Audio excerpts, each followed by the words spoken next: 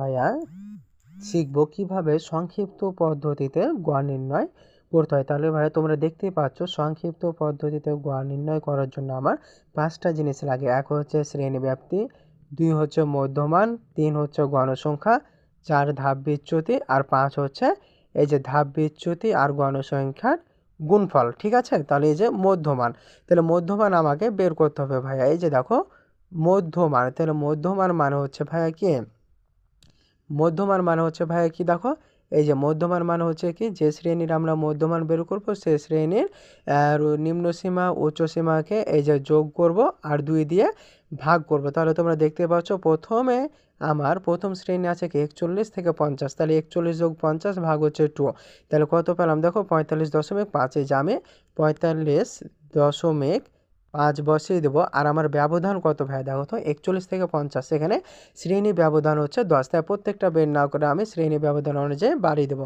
তাহলে 45.5, 10 যোগ করলে 55.5, তারপরে আবার কত হবে 10 যোগ করে দেবো 65.5, তার সাথে আবার 10 যোগ, তাহলে কত পাবো এই যে 75.5, তার সাথে আবার যোগ করে দেবো 10, তাহলে 85.5, তার সাথে আবার 10 যোগ করে দেবো, তাহলে পাবো 95.5।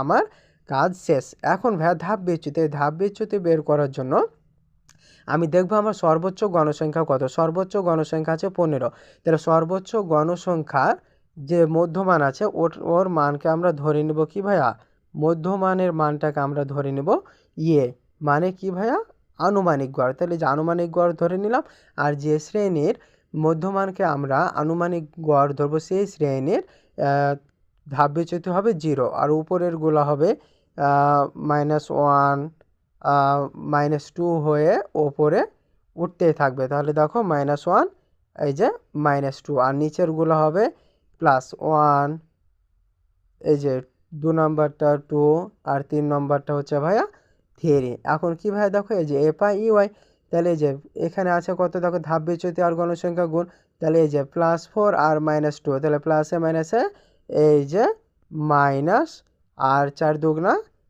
দুগুণা কত 8, আবার হচ্ছে দেখো এই যে এখানে -1 আর এখানে আছে 9, তাহলে প্লাসে মাইনাসে এই যে মাইনাস এই যে দেখো 1 আর 9 গুণ করলে আমরা কি পাবো 9 9, আর এখানে 0 সাথে 15 গুণ মানে 0 সাথে যা গুণ করবো আমার কি হবে 0ই হবে।